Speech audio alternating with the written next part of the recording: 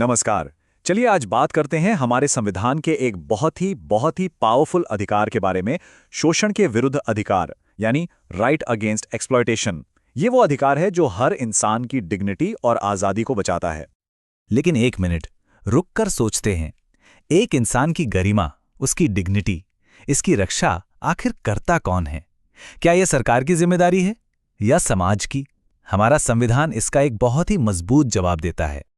और ये जवाब हमें मिलता है हमारे मौलिक अधिकारों यानी फंडामेंटल राइट्स के रूप में।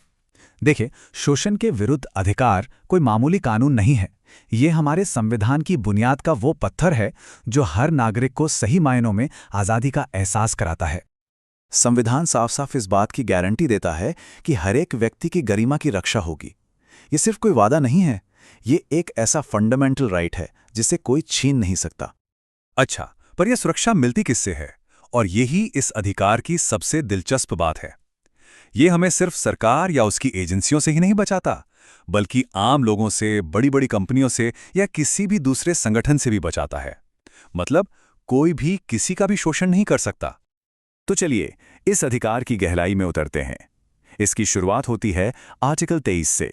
ये अनुच्छेद दो बहुत ही गंभीर तरह के शोषण पर सीधी रोक लगाता है।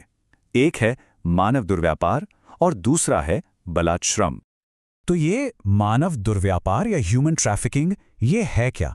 सीधे और सरल शब्दों में कहें तो इसका मतलब है इंसानों को किसी सामान की तरह खरीदना, बेचना या फिर उनका कमर्शियल सेक्सुअल एक्सप्लॉयटेशन करना। ये इंसानियत के खिलाफ एक बहुत ही घिनौना अपराध है।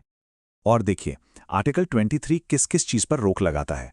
पुरुषों, महिलाओं और बच्चों की किसी भी तरह की खरीद बिक्री, महिलाओं और बच्चों का अनैतिक व्यापार जिसमें प्रोस्टिट्यूशन भी शामिल है, और तो और देवदासी जैसी कुप्रथाओं पर भी ये पूरी तरह से पाबंदी लगाता है।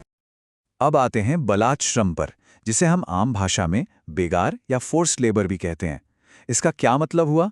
इसका सीधा सा मतलब है किसी भी इंसान से उसकी मर्जी के खिलाफ उसे डरा धमकाकर या किसी मजबूरी का फायदा उठाकर काम करवाना। और यहाँ सबसे जरूरी बात यह है कि ये सिर्फ अच्छी अच्छी बातें नहीं हैं, सिर्फ कागज पर लिखे सिद्धांत नहीं है। अगर कोई भी इन नियमों को तोड़ता है तो ये कानून की नज़र में एक दंडनीय अपराध है। इसके लिए बाकायदा सजा का प्रावधान है। अब इस अधिकार का एक और पहलू है जो शायद सबसे ज्यादा जरूरी और सेंसिटिव है, और वो है बच्चों की सुरक्षा। हमारा संविधान समाज के सबसे नाजुक हिस्से यानी बच्चों को शोषण से बचाने के लिए कुछ खास इंतजाम करता है। संविधान का आर्टिकल 24 एक क्लियर लाइन खींचता है। 14 साल से कम उम्र के किसी भी बच्चे को कारखानों में, खदानों में या किसी भी तरह के खतरनाक काम में लगाना गैर कानूनी है। मकसद बिल्कुल साफ है, बच्चों के बचपन को सुरक्षित रखना। लेकिन हम सब जानते हैं, है ना, कि सिर्फ संविधान में कुछ लिख देना ही काफी नहीं होता।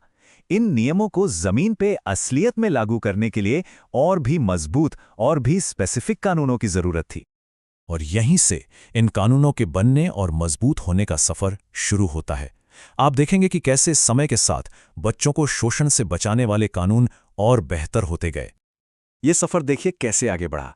1986 में चाइल्ड लेबर एक्ट आया, फिर 2006 में एक और कदम उठाया गया और बच्चों से घरेलू काम करवाने या उन्हें होटल, दुकानों में काम पर रखने पर भी रोक लगा दी गई।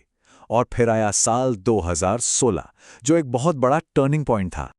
2016 में जो बदलाव हुआ वो सिर्फ कानून के अंदर नहीं हुआ, बल्कि उसके नाम में भी हुआ। पुराने एक्ट का नाम था द चाइल्ड लेबर एक्ट और इसे बदल कर दिया गया the child and adolescent labour act. अब कोई सोचेगा कि भाई नाम बदलने से क्या होता है? अरे बहुत कुछ होता है। किशोर या एडोलेसेंट शब्द जोड़ने का मतलब था कि अब कानून का सुरक्षा कवच और बड़ा हो गया था। अब ये सिर्फ छोटे बच्चों को ही नहीं बल्कि 14 से 18 साल के किशोरों को भी खतरनाक कामों से बचाता है। तो इन सारी बातों को समेटते हैं, आखिर इस अधिकार का निचोड़ क्या है? ये इतना जरूरी क्यों है? चलिए इसके सबसे मुख्य बिंदुओं पर एक नजर डालते हैं। कुल मिलाकर यह अधिकार हमें 4 बड़ी गारंटियां देता है।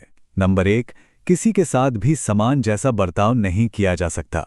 नंबर 2, किसी से भी जबरदस्ती काम नहीं करवाया जा सकता। नंबर 3, बच्चों और किशोरों को काम की जगह पर खास सुरक्षा मिलेगी। और नंबर 4, शोषण करने वाला चाहे कोई भी हो, सरकार हो या कोई आम इंसान, उसके खिलाफ कानूनी कार्रवाई की जा सकती है। और आखिर में एक सवाल जो सिर्फ कानून की किताबों के लिए नहीं बल्कि हम सब के सोचने के लिए है। कानून अपनी जगह है, वो हमें एक ढांचा देते हैं, सुरक्षा देते हैं, पर एक ऐसा समाज जो सच में शोषण से मुक्त हो, वो असल में बनता कैसे है? ये एक ऐसा सवाल है जिसका जवाब हम सबको मिलकर ढूंढना होगा।